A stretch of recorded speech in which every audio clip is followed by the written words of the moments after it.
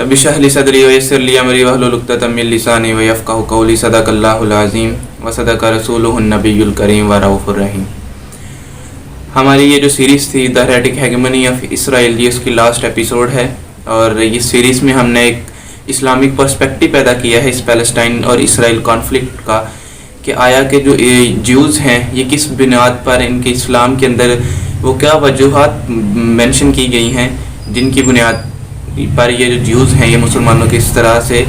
अज़ली अब्दे दुश्मन कैसे बन चुके हैं। आज हम इस जो सेकंड एपिसोड अगर आपने देखा है, अगर नहीं देखा है तो डिस्क्रिप्शन में मैं ऐड कर दूंगा उसकी लिंक, तो आप देख लीजिएगा। उसमें हमने एंड पे बात की थी कि हम इस न्यू वीडियो में जो नई बनाएंगे उसके अंदर हम 3 चीज़ों के बारे में डिस्कस करेंगे कि यहूदियों का डायस्पोरा कैसे ख़त्म हुआ था, नंबर दूसरे पे कि वो उनके अंदर इकनॉमिकल जो पार थी, इकनॉमिकल एक पावर जो है ना वो एक मुंतशिर कौम के अंदर वो कहाँ से आई, और तीसरी चीज़ जो हम डिस्कस करेंगे कि वो इस इकनॉमिकली पावर के साथ ही रिलेट करेंगे कि वो आखिर इस तरह इस दुनिया के ऊपर अपना सेटलमेंट बनाने में कैसे कामयाब हुए। तो ये कहानी स्टार्ट होती है 92 हिजरी के अंदर, जब गाथक नस्ल जो अस्फहान से ताल्लुक़ रखता था एक आदमी जिसका नाम हम राडक के नाम से जानते हैं, जिसको वो अस्फहानी था और उसकी नस्ल गाथक थी, और उसने वटेज़ा ख़ानदान जो उस टाइम पे स्पेन के अंदर ईसाई ख़ानदान जो था वटेज़ा जिसका नाम था उसको हटाकर ख़ुद वहाँ पर मुसल्लत हो गए, यानी कि वो सिपा सलार था और स्पेन में काफ़ी मशहूर था। और उसने वटेज़ा ख़ानदान चूँकि कमज़ोर हो चुकी थी वटेज़ा फैमिली, इस वजह से उसने उनको रिप्लेस करके तो ख़ुद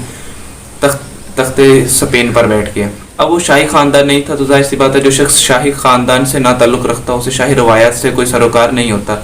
अब उस टाइम पे जो शाही रवायात थी उनमें एक ये रवायत भी थी कि जितने भी स्पेन के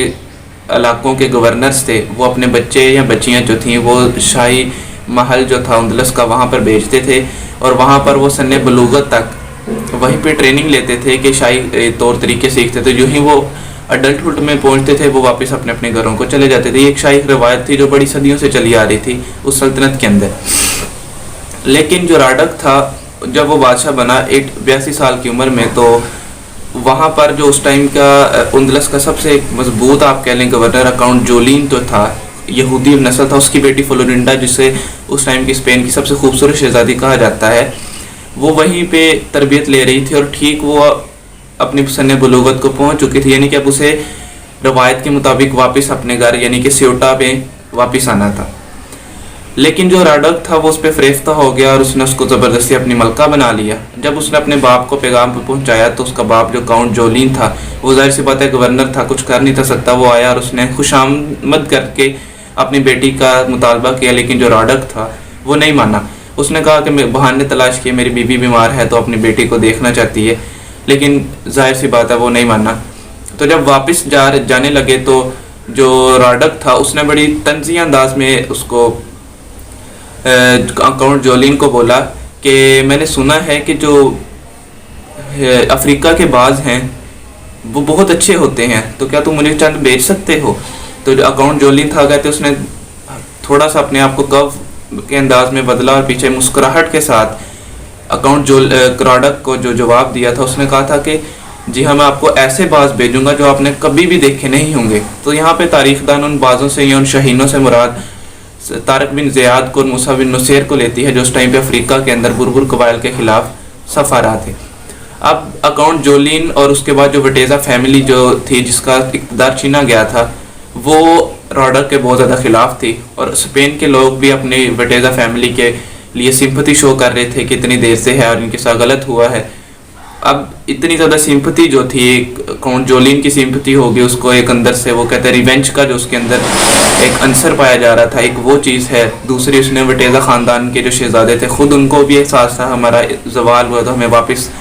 अपना तख्त लेना है। तीसरा अंदलस की सारी अवाम भी राडक के ख़िलाफ़ हो चुकी थी। क्यों हो चुकी थी? क्योंकि वो शाही ख़ानदान से नहीं था, पहले वो मशहूर ज़रूर था लेकिन बादशाह बनते ही वो अयाशियों में पड़ गया। तो ये तमाम 3 अनासर मिलकर राडक के खिलाफ हो गए। अब हुआ यूँ कि अकाउंट जोलिन ने तारक बिन ज़ियाद को हमले की दावत दी और तारक बिन ज़ियाद ने हमला भी किया। और मसूदी अपनी जिल्द नंबर 2 में लिखते हैं कि डेविड थियोडोमर जो था एक गवर्नर जो था, और जब उसके इलाकों पे कब्ज़ा हुआ और वो उसे लगा कि अब मेरे नज़दीक आ चुके हैं मुसलमान, तो वो भागा راڈک کے پاس گیا اور اس نے کہا کہ ہمیں نہیں پتہ ہمارے اوپر زمین سے بلا اتری ہے یا آسمان زمین سے بلا نکلی ہے یا آسمان سے بلا اتری ہے، اور ان کے پاس ایک ہی مقصد ہے اور وہ ہے یا تو یہ علاقے لیں گے اور یا پھر وہ مر جائیں گے. انہوں نے تو اپنے جہاز تک جلا دیے ہیں. تو اس سے راڈک اور جو ہے نا وہ اندر سے ڈر گیا تھا اور سراسیمہ ہو گیا اور مسلمانوں نے اسپین فتح کیا. اب اس ٹائم پہ جب سے قسطنطین نے عیسائیت قبول کی تھی رومن ایمپرر نے، تب سے لے کے تو یہاں تک اندلس فتح ہونے تک عیسائی جو یہودیوں پر مظالم کرتے آئے تھے. ظاہر سی بات ہے کیتھولکس کا جو ہے نا وہ بڑا سٹرانگ بلیف ہولڈ ہے کہ یہودی ہی ہمارے عیسیٰ علیہ السلام کو معاذ اللہ صلیب پر چڑھانے کے سارے ذمہ دار ہیں. تو ان پوپ کا یہ حکم تھا کہ یہودی آپ کے دشمن ہیں، ان کو مارو پیٹو، انہیں گیٹوز میں رکھو، ان کو اپنے ساتھ سیٹل نہ ہونے دو اپنی آبادیوں میں. اب یہودی جو تھے فرسٹ ٹائم اپنے اس ڈائسپورا میں 136 CE میں جب انہیں ریوولٹ اگینسٹ رومن امپائر کے وجہ سے وہاں سے ان کو پرومس لینڈ میں سے نکال دیا اور یہ لوگ منتشر ہو گئے ایسٹرن یورپ، سوویت اور USA کی جگہ پہ چلے گئے، اور کہیں کوئی جزیروں میں سیٹل ہو گئے، کوئی ایشیا میں آ گیا، کہیں پہ بھی جدھر ان کو جگہ ملی وہاں پہ سیٹل ہو گئے، یعنی کہ منتشر ہو گئے. اس کے بعد یہ ہمیشہ سے مظالم میں رہے ہیں، چھوٹے چھوٹے کاروبار کرتے تھے، ہلکے پھلکے ان کے اوپر پابندیاں تھیں کہ یہ بڑے سرکاری لیول پہ نہیں آ سکتے. تو وہاں پر جب انہوں نے مسلمانوں کی مدد کی تو مسلمانوں نے ان کو اس مدد کے نتیجے میں بہت زیادہ نوازا تھا. اسپین کے اندر 800 سے 806 سال ٹوٹل مسلمانوں نے وہاں پہ حکومت کی تھی، اور آخری جو سلطنت کی ریاست تھی گرناتا جس کا ابو عبداللہ تھا، وہ آخر میں عیسائیوں نے اس کو کیپچر کیا. تب تک یہودی اتنے مالدار ہو چکے تھے کہ وہ کوئی نہ کوئی نیا کاروبار شروع کر سکتے تھے. وہاں سے سب سے پہلے یہودیوں کا ڈائسپورا میں امپاورمنٹ کا دور وہاں سے شروع ہوا سب سے پہلا، جس کے اندر ان کو اکنومیکلی تھوڑی سی اسٹیبلٹی ملی اور یہ تھوڑے سے پاور میں آئے. اب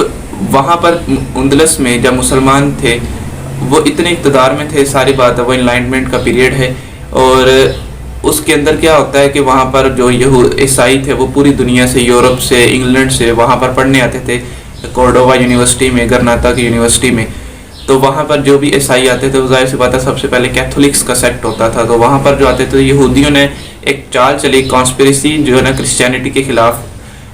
پریویل کی، کہ انہوں نے نا ان لوگوں کو برین واش کیا. تو ینگ مائنڈس تھے، کرسچنس تھے جہاں پہ پڑھنے آتے تھے لڑکے، کہ آپ جو ہے نا وہ پوپ کو ہی کیوں سارا کچھ مانتے ہیں، کہ پوپ ہی بائبل پڑھتا. آپ نے موویز میں دیکھا ہوگا کہ چرچ کے اندر پوپ ہی بائبل پڑھ رہا ہوتا ہے، باقی خاموشی سے سن رہے ہوتے ہیں. تو کیتھولکس کا یہی ہے کہ جو پوپ کہے گا، پوپ کو ہی پتا بائبل میں کیا لکھا ہے، ہمارا حق نہیں ہے، ہم صرف پوپ کو ماننے والے.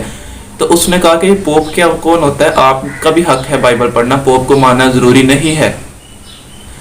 اس طرح کی برین واشنگ کی. تو وہ لوگوں نے جا کے جب واپس اپنے علاقوں میں جاتے تھے تو ان لوگوں نے پھر اسی چیز کو کہا کہ یہ تو بات ہی کہتا ہے. اس طرح سے ایک نیا جو تھا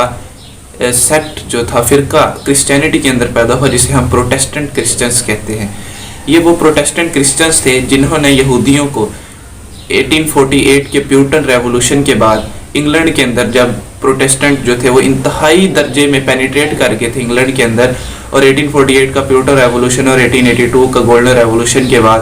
یہودیوں نے انگلینڈ سے باقاعدہ سند حاصل کر لی سود کے کاروبار کی. کیونکہ کیتھولکس میں پوپ نے سود کو حرام قرار دیا تھا،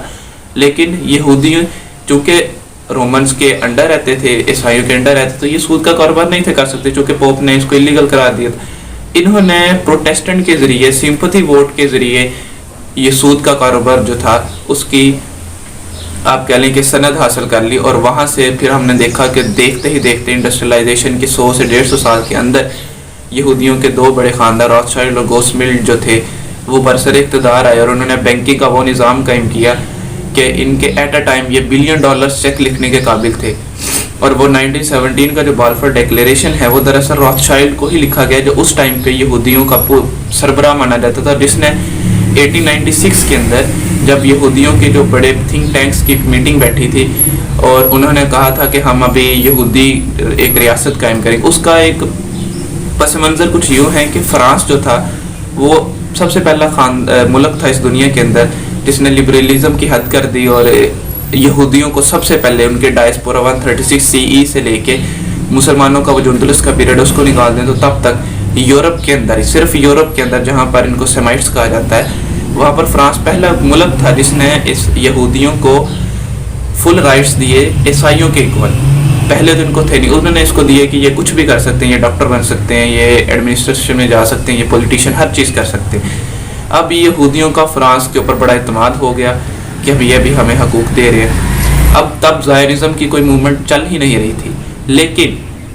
1896 کی اس میٹنگ کے بعد جس میں انہوں نے ڈیسائیڈ کیا, وہ کیوں کیا تھا, کیونکہ ایرفل ڈریفس کا جو افیئر تھا, ایرفل ڈریفس جو تھا وہ ایک جیو تھا اور وہ فرینچ آرمی میں ایک آفیسر تھا, ملٹری آفیسر تھا, لیکن جیوز تھا. اس کے اوپر فرانس نے الزام لگایا سارے کے سارے حقوق دینے کے بعد. جب یہودیوں کا فرانس کے اوپر بڑا زیادہ اعتماد بیٹھ گیا تھا, اس کے بعد یہ افیئر ہوتا ہے جس میں اس کے اوپر وہ جو ڈریفس کے اوپر لگتا ہے کہ اس نے سیکرٹ جو ٹاپ سیکرٹس ہیں ملٹری کے, وہ as a military officer Germany کو بیچے ہیں, کیونکہ جرمنی اس ٹائم پہ یہودیوں کے زیر اثر تھا. اس بنا پر فرانس نے اس کا کورٹ مارشل کیا, حتیٰ کہ یہ ثابت بھی ہو گیا کہ ایرفل ڈریفس بے قصور ہے, یہ بالکل ایک غلط چیز ہے, اس نے ایسا کچھ نہیں کیا. اس کے باوجود بھی اس کو بخشا نہیں گیا, بلکہ اس کو ڈیمورلائزیشن اس کی کر دی گئی. اس سوچ نے